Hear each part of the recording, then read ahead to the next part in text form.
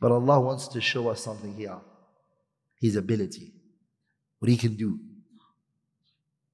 So Musa went to whose house? Fir'aun's house. Who picks him up? The wife of Fir'aun, Asiya. She picks him up. And she takes him. And then what did she say to Musa alayhi salam? What did she say to Fir'aun? Asa is possible. أن نتخذه ولدا. It is possible that we can take him as a child. He might be a child. Let's take him. She convinces her husband Fir'aun. Fir'aun says no problem. Fir'aun is now raising the man who's going to destroy his kingdom. وأقول قال الله جل جلاله والمصطفى الهادي ولا أتأول.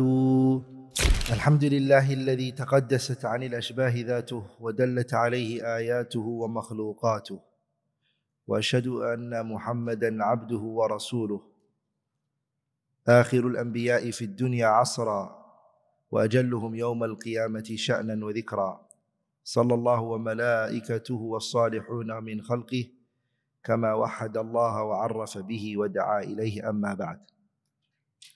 Today normally we take the seerah of the Prophet sallallahu alaihi wasallam, but I do want to share with you some words of advice inshaAllah ta'ala, that I hope bi'idhnillahi al-kareem those words of advice will benefit me first and all of you.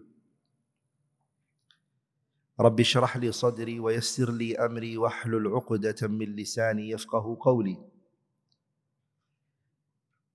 I just returned from the UK and there was some points of reflection, all of which is for myself, number one, and is for all of you, bi'idhnillah al-kareem, number two. And that is, my brothers and sisters, this religion that we have, wallahi, is a blessing. It's the greatest blessing that we have. Ni'matul Eman, Ni'matul Islam. It's a blessing that Allah has poured onto us. And it falls under the ayah, اليوم أكملت لكم دينكم وأتممت عليكم نعمتي وَرَضِيتُ لَكُمُ الْإِسْلَامَ دِينًا. Today I have completed your religion for you. الْيَوْمَ أَكْمَلْتُ لَكُمْ دِينَكُمْ وَأَتْمَمْتُ عَلَيْكُمْ نِعْمَتِي. And I have completed my blessing onto you. Islam and Iman is a blessing. Allah says in another place in the Qur'an, وَأَسْبَغَ عَلَيْكُمْ نِعَمَهُ ظَاهِرَةً وَبَاطِنَةً. Allah has poured onto you His blessings, inwardly and outwardly. And what is very sad is that we recognize that Islam and Iman is a blessing. We understand that. But we don't show gratitude to it. Every blessing that is given to us, what is needed from us? Ash-shukr. That we show gratitude to it. يَعْرِفُونَ نِعْمَةَ اللَّهِ ثُمَّ يُنْكِرُونَهَا وَأَكْثَرُهُمُ الْكَافِرُونَ. They recognize the blessings of Allah subhanahu wa ta'ala and they reject it. That's what Allah said about the disbelievers. And the majority of them are disbelievers. Brothers, shukr allows the blessing that you have to remain for you. It will let that blessing that you now have, it will let it be. It will let it stay for you. And it will even bring you the blessings that you don't have, that are missing from you. The scholars, they say, الشكر قيد للموجود وصيد للمفقود. Shukr is what? It's a rope that brings you when you fish and you throw the rod in and you're trying to get the fish. Shukr, gratitude, will bring you, it will hunt for you the blessings that are out there that you don't have. It'll bring it to you. And it will even allow the current blessing that you have to stay and remain for you. That's why Allah said in the ayah, لَإِن شَكَرْتُمْ لَأَزِيدَنَّكُمْ. If you show gratitude, I will increase the blessing for you. I'll make it more. This means that the current blessing is still there and more is coming. Only because of what? You showed gratitude. Brothers, Iman brings safety.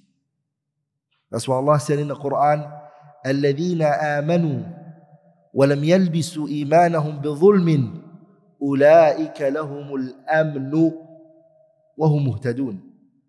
The people who have Iman, الَّذِينَ آمَنُوا وَلَمْ يَلْبِسُوا إِيمَانَهُمْ بِظُلْمٍ, and they do not destroy their Iman with shirk. Those people are going to be guided and they're going to find safety. Allah gives safety subhanahu wa ta'ala to people of Iman and in their hearts. And wallahi, brothers, if you wake up in the morning and you have safety, you have food to eat that day, and you have health, you have everything on this earth. The Prophet said, "Man asbaha minkum aminan fi sirbih, mu'afan fi jasadih, indahu qutu yawmih, فكأنما حيزت لهم الدنيا بحذافيرها." Anyone who wakes up safe, they're not scared of anything. آمنا في سربه, معافا في جسده, you have health, no illness, alhamdulillah. عنده, with you is your daily intake, what you need to eat for that day, you have it. The Prophet, he said, فَكَأَنَّمَا حِيزَتْ لَهُمُ الدُّنْيَا بِحَذَافِيرِهَا. It's like the entire world has been placed under your feet. What are you looking for? Why are you stressed? Why are you worried for? So Iman brings الَّذِينَ آمَنُوا وَلَمْ يَلْبِسُوا إِيمَانَهُمْ بِظُلْمٍ أُولَٰئِكَ لَهُمُ الْأَمْنُ وَهُمْ مُهْتَدُونَ. Safety and tranquility comes with it. Huh? You know what also comes with it? A good life. Allah also says in the Qur'an, مَنْ عَمِلَ صَالِحًا مِنْ ذَكَرٍ أَوْ أُنْثَى وَهُوَ مُؤْمِنٌ فَلَنُحْيَنَّهُ حَيَاةً طَيِّبَةً وَلَنَجْزِيَنَّهُمْ أَجْرَهُمْ بِأَحْسَنِ مَا كَانُوا يَعْمَلُونَ. Any man, any woman who comes with what? مَنْ عَمِلَ صَالِحًا مِنْ ذَكَرٍ أَوْ أُنْثَى وَهُوَ مُؤْمِنٌ. You do good deeds, but you're a believer. Because the non-Muslim can do good deeds. They can give charity. They can do good deeds. They're not going to get this good life. The condition is وَهُوَ مُؤْمِنٌ. You do this good deed and you're a believer. Allah subhanahu wa ta'ala, وَلَا يُنَبِّئُكَ مِثْلُ خَبِيرٍ. No one's going to tell you as it is than the most knowledgeable one, Allah. Al-Khabir is Allah. He's saying to you, وَمَنْ أَصْدَقُ مِنَ اللَّهِ قِيلًا وَمَنْ أَصْدَقُ مِنَ اللَّهِ حَدِيثًا. Who's more truthful than Allah?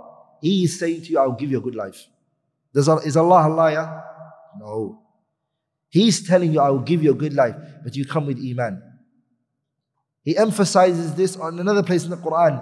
الَّذِينَ آمَنُوا وَتَطْمَئِنُّ قُلُوبُهُمْ بِذِكْرِ اللَّهِ أَلَا بِذِكْرِ اللَّهِ تَطْمَئِنُّ الْقُلُوبُ. Tranquility. Ease. Even that though the person may not have much, they may not possess a lot, you find they have tuma'nina, sakina and al-waqar. Deep down, relaxed. Now that does not mean that you do not go through times of hardship, times of sadness, times of pain. That comes. That's the reality of this dunya. أَحَسِبَ النَّاسِ أَن يُتْرَكُوا أَن يَقُولُوا آمَنَّا وَهُمْ لَا يُفْتَنُونَ وَلَقَدْ فَتَنَّا الَّذِينَ مِنْ قَبْلِهِمْ فَلَيَعْلَمَنَّ اللَّهُ الَّذِينَ صَدَقُوا وَلَيَعْلَمَنَّ الْكَاذِبِينَ. Iman is a privilege, it's an honor. And for Allah to allow you to have it, He's going to test it, He's going to put it to the test, it's going to be burnt. Are you real about it or are you fake? So,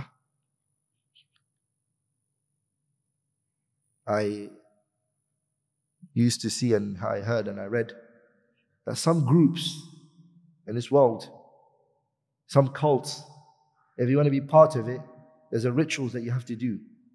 Sometimes very painful rituals. So, in order to be part of the group. They might cut you, they might burn you, they might stamp something on you, and you have to show endurance in order to be part of this cult and group. What is that group? Insignificant compared to al-Iman, to be a mu'min. So your Iman will be tested. Or else the munafiq also claims Iman. ولذلك حسن البصري, he said, ليس الإيمان بالتحلي ولا بالتمني ولكنه ما وقر في القلب وصدقته العمل. Iman is not a mere claim. I'm a mu'min, and that's it. It's not. Your statement, I'm a mu'min, will be tested. It will be put to the test. And you have to make it through. I read in the kitab Tariq Baghdad. Tariq Baghdad. The full name is called Tariq Alayhis Salaam. It's written by Khatib al-Baghdadi rahimahullah. In that book he mentions a story of a great man. His name is Urwa ibn Zubayr. Urwa ibn Zubayr, he's from one of the highest knowledgeable tabi'een. Muhammad ibn Shihab al-Zuhri said about him, لا تكدره الدلاء, ocean in knowledge. And he's from the 7 jurists of Medina. إذا قيل من في العلم 7 أبحر روايتهم ليست عن العلم خارجة فقلهم عبيد الله عروة is the second. And he would enter onto our mother Aisha radiyallahu ta'ala anha whenever he had any questions. A lot of the questions that is posed to our mother Aisha is through this man, Urwa ibn Zubayr. Urwa traveled from Medina one day. He traveled from what? Medina. And he went to Sham. On his journey to Sham, Urwa endured a lot of hardship. He even said, لَقَدْ لَقِينَا مِنْ سَفَرِنَا هَذَا نَصَبًا. I have endured from this journey hardship and pain. When he got there, little did he know that he was actually diabetic. And so, as people who are diabetic, sometimes their diabetes can get into a very serious situation where their body parts has to be amputated. So the doctor looked at his situation and he told him, Urwa, your situation is that I have to amputate your leg, or else it's going to spread to your body and it can be very serious. Urwa said, no problem. They told Urwa, but you have to drink alcohol. And this is darura, necessity. There is no anesthesia where he wouldn't know. He's going to feel every single cutting and slicing of the body if he doesn't drink alcohol. Urwa radiyallahu rahimahullah ta'ala, Imam, Jabalun Asham, rahimahullah, he said, Ayamurru alayya lahza. Is there going to go by in my life a moment, La adhkurullaha fihi, where I will remember Allah? Would somebody drink alcohol and take it in and not be able to remember Allah? This is when I'm most in need of Allah. And the narration mentioned, he said, the time that I'm most focused and I'm able to focus and everything else around me I don't hear or see is when I'm in the salah. So he said, I pray, and that's the moment I think it will be easiest for me. Ajib.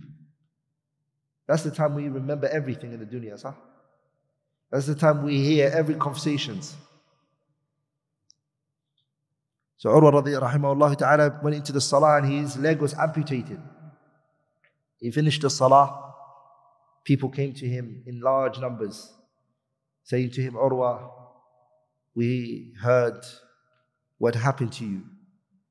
So he said to the people, relax. If you guys have come to me regarding my leg, I've already shown patience to my Lord, and I will carry on showing patience to him. I'm not in need of your words. They said, no, Urwa, that's not why we have come. We have come to inform you that whilst you were praying, one of your sons, Muhammad, which was most beloved child to him, also went into a herd of animals. They stepped on him and he died. And now he felt the pain. He went into prayer and he said, Allahumma, oh Allah, لك الحمد حتى ترضى ولك الحمد إذا رضيت ولك الحمد بعد الرضا ولك الحمد على كل حال لك الحمد حتى ترضى ولك الحمد بعد الرضا ولك الحمد يا رب العالمين. He said, Allahumma innaka a'taytani arba'ata a'ba wa akhadhta wahida. Oh Allah, you gave me 4 limbs and you only took one. Oh Allah, you gave me 4 sons and you only took one. From you it came and to you it returns. It was yours in the first place. When I read those type of stories, I ask myself this question: how does a person reach that level? And my brothers, it comes through the statement of Shaykh al-Islam ibn Taymiyyah when he said, Inna fi dunya jannah. In this dunya there is a jannah. In this dunya today, there is a jannah. من لم يدخلها لم يدخل جنة الآخرة. Anyone who doesn't enter the jannah of this dunya right now will not enter the jannah of the hereafter. This Imam, Urwa ibn Zubayr, his heart is so filled with Allah and the day of judgment. All of these things are very small and insignificant in his heart and mind. Abu al-Faraj ibn al-Jawzi, rahimahullah, the author of the kitab Sayyid al-Khatir, they said, rahimahullah, he had the biggest gathering in Baghdad. Big Imam. His gathering, 5,000 people would come. They would listen to him. In his gatherings, 500 people every day will repent and leave their ways. People would embrace Islam. If you read his works, Ibn al-Jawzi, you can see that from him. He's an individual, rahimahullah, whose words are heart-touching. Ibn al-Jawzi, not Ibn al-Qayyim. Ibn al-Jawzi. When he reached the age of 80, the ruler made a decision to not let him into Baghdad, because he had numbers and followers and everything. So he was banned from entering Baghdad. He didn't complain. الذين آمنوا وتطمئن قلوبهم بذكر الله ألا بذكر الله تطمئن القلوب. The land he was born in, the place where he was from. So what did he do, rahimahullah? At the age of 88, he went and he sought knowledge. And guess what science he went for? Al-Qira'at. حتى برع فيها. Until he became from the Imams of Qira'at. Yani he turned a tough situation that he was put through. What did he flip it into? A positive situation. I read in the biography of Ibn Athir. Ibn Athir was placed inside a well and was locked in it. And that's when he carved into rocks his great book, Jami' al-Usul and Al-Nihayat fi Gharib al-Hadith. Masterpiece. Imam Ibn Taymiyyah rahimahullah was imprisoned and he authored his kitab Al-Tis'iniyya and Al-Raddu ala al-Akhna'i. Every bad situation, the mu'min, he always sees a light at the end of that tunnel. As the Arabs say, وَاصْنَعْ مِنَ اللَّيْمُونِ شَرَابًا حُلْوًا.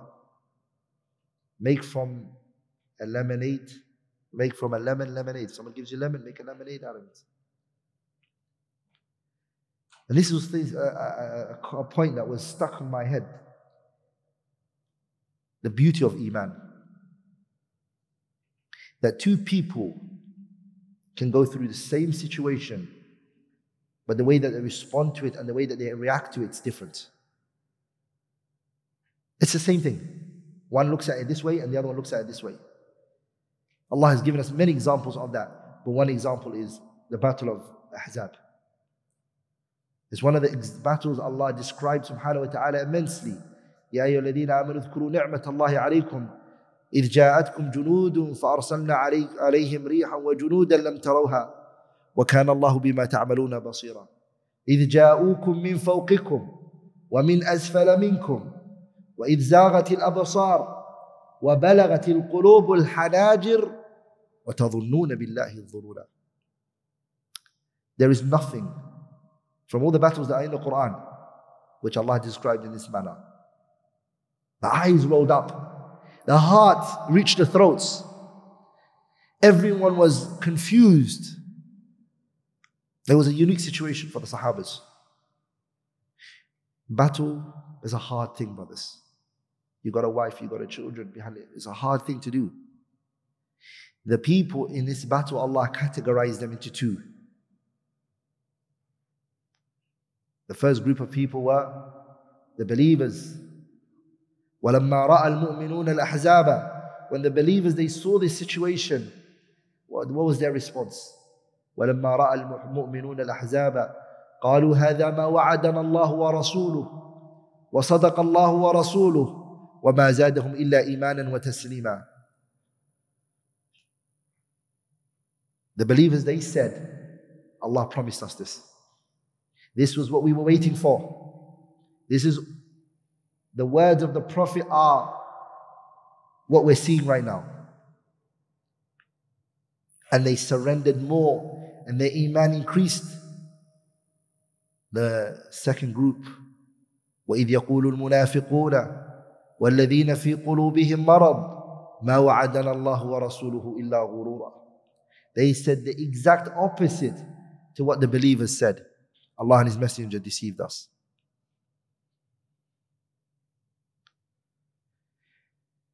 One situation, but the response is different. Why? Al-Iman. What is inside these people's hearts and minds is different, and what they carry is different. Two cars can have the same body, but if the engine is different, are the cars going to be different? And the speed and everything? Huh? Nah. These people, what's inside them is something remarkable, brothers. I read, and all of you, I know you've seen it. And this story, whenever I look at it, my jaw drops. How shocking this is. I hope, and I ask all of you to pay attention to this story. As you all know, Nabiullah Musa Alayhis Salaam, the year he was born was the year who Fir'aun was taking the lives of what? Every boy. Sah? That year Musa was born was the year that Fir'aun was killing the boys. There was 1 year he wouldn't kill and 1 year he would. Sah? Harun was born the year where he wasn't killing the boys, or he wasn't killing anyone. And the year Musa was born was the year he was what? Okay, please listen to this story, how remarkable it is. Musa alayhi salam, his mother, she wanted to protect Musa from Fir'aun. She does not want to lose Fir'aun. So Allah tabarak wa ta'ala, He inspired her. Allah says, وَأَوْحَيْنَا إِلَىٰ أُمِّ مُوسَىٰ أَنْ أَرْضِعِيهِ فَإِذَا خِفْتِ عَلَيْهِ فَأَلْقِيهِ فِي الْيَمِّ وَلَا تَخَافِي وَلَا تَحْزَنِي إِنَّا رَادُّهُ إِلَيْكِ وَجَعِلُهُ مِنَ الْمُرْسَلِينَ. She was told what to do. They would come to her house, they would knock, they want to see if she's got a baby or anything. Because they know she was pregnant before. They want to know, hey, what did you give birth to, a boy or a girl? So as you all know, she tied Musa alayhi salam to basket and she put him in the ocean and the sea, and it went off. Please listen to the story. Where did the basket go? Huh? Who did it go to? The one person that everyone was running away from. But Allah wants to show us something here. His ability. What He can do. So Musa went to whose house? Fir'aun's house. Who picks him up? The wife of Fir'aun, Asiya. She picks him up. And she takes him. And then what did she say to Musa alayhi salam? What did she say to Fir'aun? It's possible أن نتخذه ولدا. It is possible that we can take him as a child. He might be a child. Let's take him. She convinces her husband Fir'aun. Fir'aun says no problem. Fir'aun is now raising the man who's going to destroy his kingdom. Are we all together, brothers? And he's still taking the lives of so many boys to come still. But little does he know, he's growing up where? Musa alayhi salam. He's growing the house of Fir'aun. Now if Fir'aun refuses what? What did Fir'aun refuse? Musa refuse? Musa refused the breast milk of every woman. He said, I don't want any breast milk from any other. He's crying, he's refusing. He will not take any breast milk. Asiya tried this woman, and then she tried this woman, and she tried this woman, and none of the women was he accepting. Who saw the situation? The sister of who? Musa. She saw the situation. She knows this is her brother. She can't say the mother is Fulana. She can't say that. She said, I might know a woman who can breastfeed Musa, and he may not refuse. That's what Allah meant when He said, Inna raduhu, we're going to return him back to you. Who did Musa come back to? His mom. Well, this is not the part that takes me by surprise. This is the part that takes me by surprise. Asiya then sits with the mother of who? Musa. Not knowing this is the mother of Musa. She says, I will pay you to breastfeed this child. Billahi alaykum, think of this. Not only is she seeing her child, she is funded by the ruler of the country. A man everyone is worshipping. فَاسْتَخَفَّ قَوْمَهُ فَأَطَاعُوهُ. Fir'aun was rich. He even says, أَلَيْسَ لِي مُلْكُ مِصْرَ. He had the kingdom of Egypt. أَلَيْسَ لِي مُلْكُ مِصْرَ وَهَذِهِ الْأَنْهَارُ تَجْرِي مِنْ تَحْتِي. These oceans, these rivers were all his. Very rich, everything.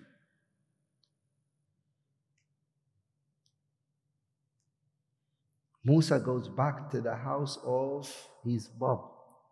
And guess what? His mom is told, leave your house and live in this palace and breastfeed this boy and get funding and taken care of financially.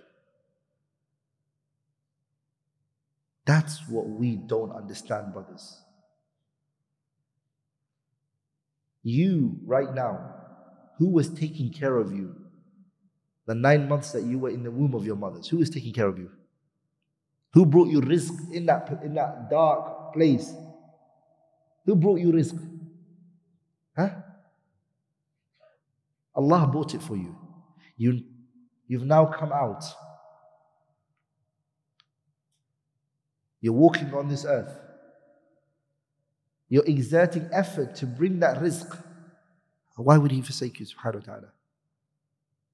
Rizq is written. وَفِي السَّمَاءِ رِزْقُكُمْ وَمَا تُوعَدُونَ. Your rizq is what? It's written. But what I don't understand, brothers, is if you look at the ayah, وَمَا خَلَقْتُ الْجِنَّ وَالْإِنسَ إِلَّا لِيَعْبُدُونَ, what comes after it? مَا أُرِيدُ مِنْهُمْ مِنْ رِزْقٍ وَمَا أُرِيدُ أَن يُطْعِمُونَ إِنَّ اللَّهَ هُوَ الرَّزَّاقُ ذُو الْقُوَّةِ الْمَتِينُ. Allah is telling us, I created you all to worship me. And right after that, He mentions about the issue of rizq. Meaning, with ibadah for Allah, rizq will come. You will be taken care of. Yes, there is effort that is needed from you, but rely on Allah. The bird does not have any savings. A bird does not have any savings. It doesn't put anything for tomorrow or the day after. The bird each day wakes up empty stomach and goes and gets what it wants and comes back. Feeds itself and feeds its children. And the Prophet said to us, لو أنكم توكلتم على الله حق توكله لرزقكم كما يرزق الطير تغدو خماصا وتروح بطانا. If you relied on Allah the way that the bird relies on Allah, look at that. Allah will provide for you the way that He provides for the bird. It leaves with an empty stomach and it comes with an empty stomach. The bird does not have savings. The brother here, he has savings. He's got money and he's worried and he's concerned. Are we all together, brothers? Have tawakkul. Rely on who? Allah Azza wa Jalla. He's the one who's going to give it to you, subhanahu wa ta'ala. So my brothers, as Muslims, we need to appreciate Iman that we have. Also, what I wanted to say, brothers, is we don't spend as much time as what is needed from us when it comes to purifying our nafs. We take so much information of the deen. We come to this class and we go to another class and we listen to a lecture and this lecture. How much of that is really to purify and clean our hearts? Tazkiyatun nafs. Yeah, brothers. That's why we are finding and we're seeing people who have so much information, but the information and the knowledge is not equal to the heart.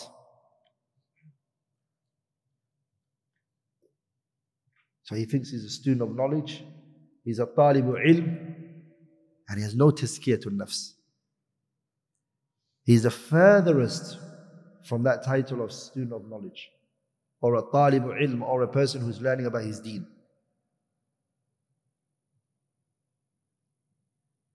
One of the things, my brothers and sisters, we can do to clean our hearts and fix it, and it needs to be washed just like the stove needs to be washed, is to go and visit the graves. Who from amongst us went recently and visited a grave and looked and pondered and said, this is going to be my place soon? No, didn't go because somebody died. You went there because you wanted to see your real home. The Prophet, he said, كنت نهيتكم عن زيارة القبور فزوروها فإنها تذكركم بالآخرة. I used to warn you from going to visit the graves. I am now instructing you to go and visit the graves, for it reminds you of the hereafter. Look at the hadith. تذكر الآخرة, remembering akhirah, is a matlab shar'i. It's something within the deen that we have to go remember the akhirah. The poet, he said, مثل وقوفك يوم العرض عريانا مستوحشا قلق الأحشاء حيرانا والنار تلهب من غيظ ومن حلق على العصاة ورب العرش غضبانا. اقرأ كتابك يا عبد الله على مهل فهل ترى فيه حرفا غير ما كان لما قرأت ولم تنكر قراءته إقرار من عرف الأشياء عرفانا. نادى الجليل خذوه يا ملائكتي وامضوا بعبد عصى للنار عطشانا. المجرمون غدا في النار يلتهبوا والمؤمنون في دار الخلد سكانا. The poet, he said, مثل وقوفك يوم العرض عريانا. You just prayed a salah today, or salatul isha. That standing is going to be a day where you're going to stand in front of Allah. Think of it. مثل وقوفك, Make this stand equal to that stand and ponder when you stand in front of Allah. When Allah says, وَنَضَعُ الْمَوَازِينَ الْقِسْطَ لِيَوْمِ الْقِيَامَةِ فَلَا تُظْلَمُ نَفْسٌ شَيْءٍ. That day the scale will be placed. No one will be oppressed, not even a mustard seed. فَإِنْ كَانَ مِثْقَالَ حَبَّةٍ. If it's a mustard seed of what you did, أَتَيْنَا بِهَا وَكَفَى بِنَا حَاسِبِينَ. You will be counted for it. Everything will be brought. وَوُضِعَ الْكِتَابُ فَتَرَى الْمُجْرِمِينَ مُشْفِقِينَ مِمَّا فِيهِ وَيَقُولُونَ يَا وَيْلَتَنَا مَا لِهَذَا الْكِتَابِ لَا يُغَادِرُ صَغِيرَةً وَلَا كَبِيرَةً إِلَّا أَحْصَاهَا وَوَجَدُوا مَا عَمِلُوا حَاضِرًا وَلَا يَظْلِمُ رَبُّكَ أَحَدًا. Your scale will be put in front of you. مَثِّلْ وُقُوفِكَ يَوْمَ الْعَرْضِ عُرْيَانًا. You're not wearing any clothes. Ali ibn Abi Talib, one day he picked up a cup, radiyallahu ta'ala anhu. Those cups, they were made from clay, and the clay is taken from where? Yeah? The earth. It's taken from the earth and it's mixed. He looked at it and he said, Ajaban, fascination, wonder, that this clay may contain the face of a person who centuries, a long, long time ago died. His face, the earth swallowed him. It was a face he used to moist, put cream on, take care of, oil it. The head which he will comb, make it look beautiful. It's become this cup. Sah? The body that you're now taking care of, you're making sure it looks good. The earth will eat it. The only thing that will remain is from your life will be your righteous deeds. Nothing else. Everything else will go. That's why the old generation of scholars, they used to bury themselves a grave in their houses and they would lie inside it.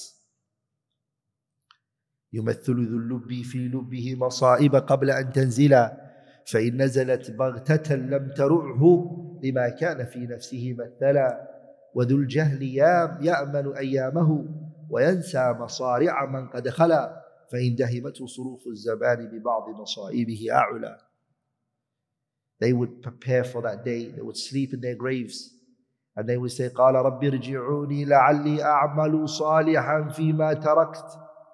Oh Allah, give me a second chance so I can go back to the dunya, so I can do good deeds.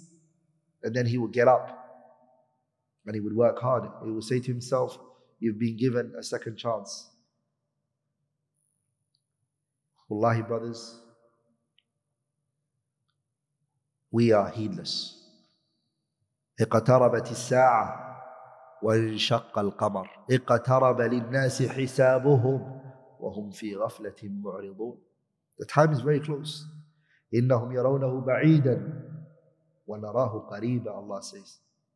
In another place it says, أزفت الآزفة ليس لها من دون الله كاشفة. There's a portion of that day, Yawm al-Qiyamah, where you won't even be standing in front of Allah. A whole entire surah has been named where you won't be standing in front of Allah.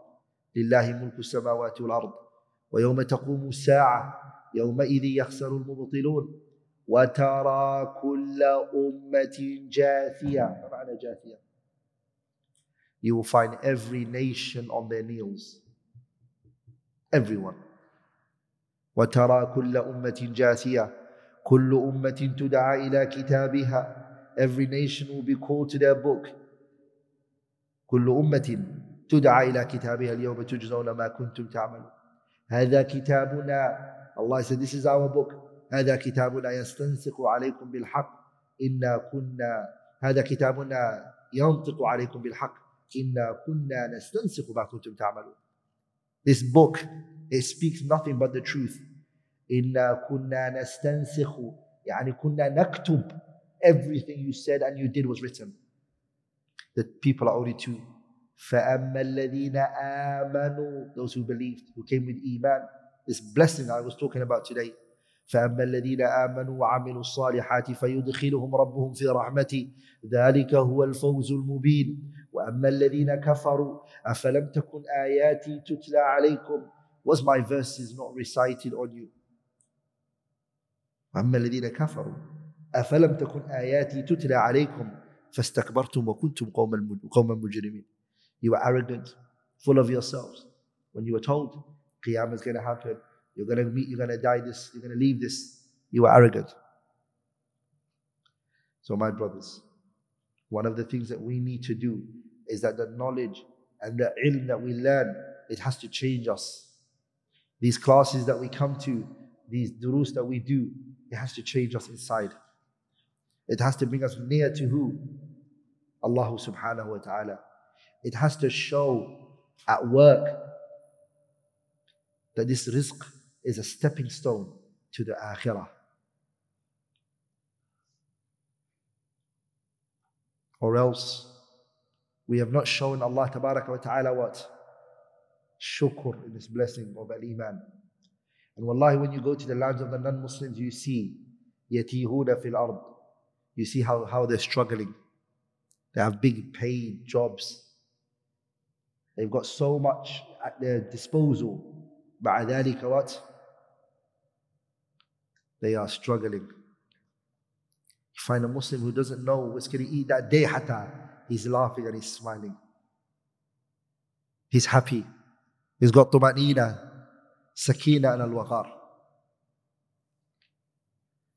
I find the more I travel, people are depressed and sad. And I honestly say,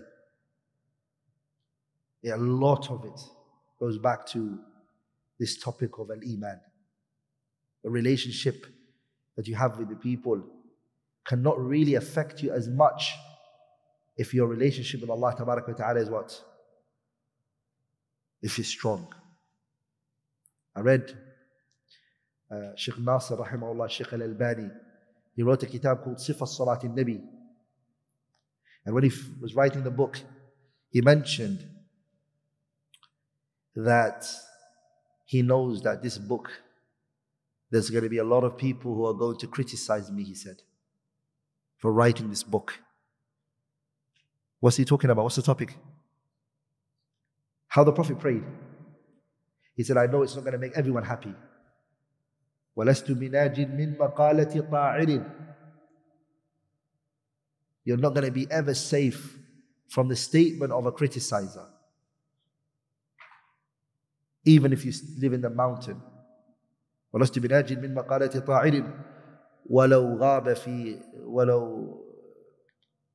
كُنْتَ فِي جَبْرِ وَعْرٍ. Even if you're in a mountain, you're hidden from the people. They don't see you. They've got something to say about you. They say, why? Do you know why he's in the mountain, huh? He's a bit majnoon. وَمَنْ ذَا الَّذِي يَنْجُو مِنَ النَّاسِ سَالِمًا. Who is the person who's going to be safe from the people? وَلَوْ غَابَ فِي خَافَتَيْ نَصْرٍ. I read in the kitab At-Tanbih al-Ghafilin by Abi Layth al-Samarqandi that Musa one day spoke to Allah. He said, Ya Allah, my Lord, Allah, people are criticizing me. They're saying so much things about me. It's really hurting me.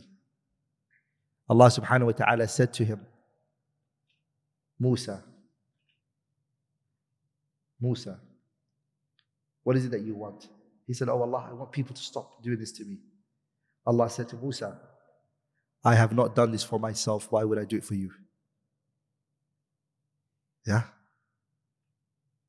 I have not done this for myself. وَقَالُوا اتَّخَذَ الرَّحْمَنُ وَلَدًا لَقَدْ جِئْتُمْ شَيْئًا إِدًّا تكاد السماوات يتفطرن منه وتنشق الأرض وتخر الجبال هدا أن دعوا للرحمن ولدا وما ينبغي للرحمن أن يتخذ ولدا إن كل من في السماوات والأرض إلا آتي الرحمن عبدا. They said Allah has a child. Does he have a child? Can he prove it to them? Can he destroy them all for those who are saying it? He hasn't. He's given to them. He's providing for them. A poet once said, أعلمه الرماية كل يوم فلما اشتد ساعده رماني وكم علمته نظم القوافي فلما قال قافية هجاني. Every day I teach this man archery. أعلمه الرماية كل يوم. Every day I'm teaching him archery. When he learnt it and he mastered it, the first person he threw the arrow at was me, the person who was teaching him. I taught him poetry and how to write poetry. The first poetry in which he constructed that, he directed it at me. صح؟ هذا عادة البشر. That's what? The norms of the people. There's always going to be people who hate you. Like the mu'min has internal strength. I realize what it is. The people, because of social media and their connection to social media, the comment section, صح? Comment section, when you read it, what people say about you, yeah? People live for that. Because what's missing is إنما نطعمكم لوجه الله لا نريد منكم جزاء ولا شكورا إنا نخاف من ربنا يوما عبوسا قمطريرا. They were not doing it in the beginning for who? For the sake of Allah. They were doing it so that people can say good. And now that they haven't received what they wanted, it really hurts them.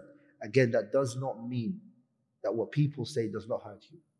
Of course it's going to hurt you. It hurt our Prophet.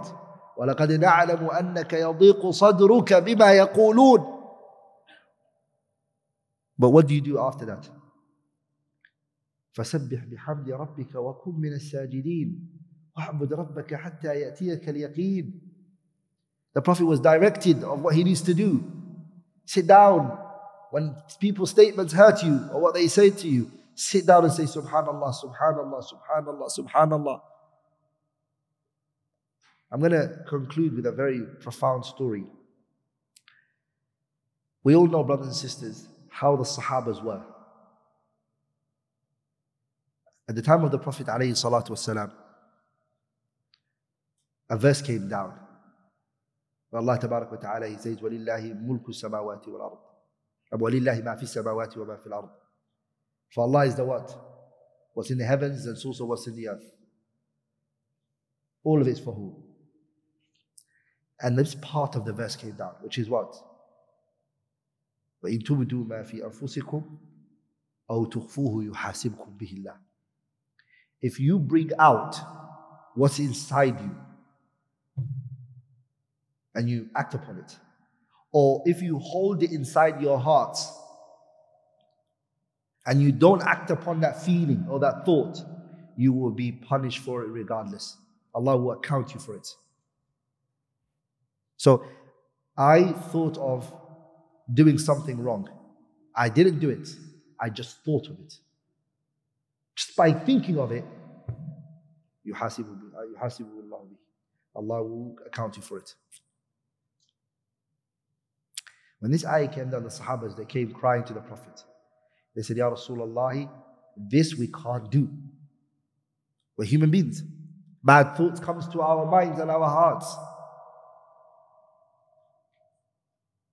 And we don't act upon it, we let it go. But we're going to be held account just for thinking it. That's what the ayah said. Allah said to them, the Prophet said to them, are you going to say, we hear and we disobey? Are you going to say what the Jews said? Sami'na wa asayna. We hear, we disobey. Say we what? We hear and we obey. So what did they say? وَقَالُوا سَمِعْنَا وَأَطَعْنَا غُفْرَانَكَ رَبَّنَا وَإِلَيْكَ الْمَصِيرُ. Oh Allah, forgive us for what? For our mistake. The statement that we shouldn't have said it. We shouldn't have said, oh Allah, we're not going to act upon the verse. What came down? The ayah after it. لَا يُكَلِّفُ. As soon as they said that, we hear and we obey. Oh Allah, forgive us for our shortcomings. What came down? لا يكلف الله نفسا إلا وسعها لها ما كسبت وعليها ما اكتسبت. You will only be held accountable for what you do, not the thoughts that come to your mind. Ibn al-Qayyim said, and remember this, when you come to a verse and you think to yourself you can't act upon it and you find it very hard, or there's a situation where you think you cannot hold on to the deen on this particular issue, say, oh Allah, I obey you and I hear what you say. And ease will come for you just like it came for the Sahabas when this situation was on their heart and mind. Subhanakallahumma wa bihamdik ashhadu an la ilaha illa ant astaghfiruka wa atubu ilayk.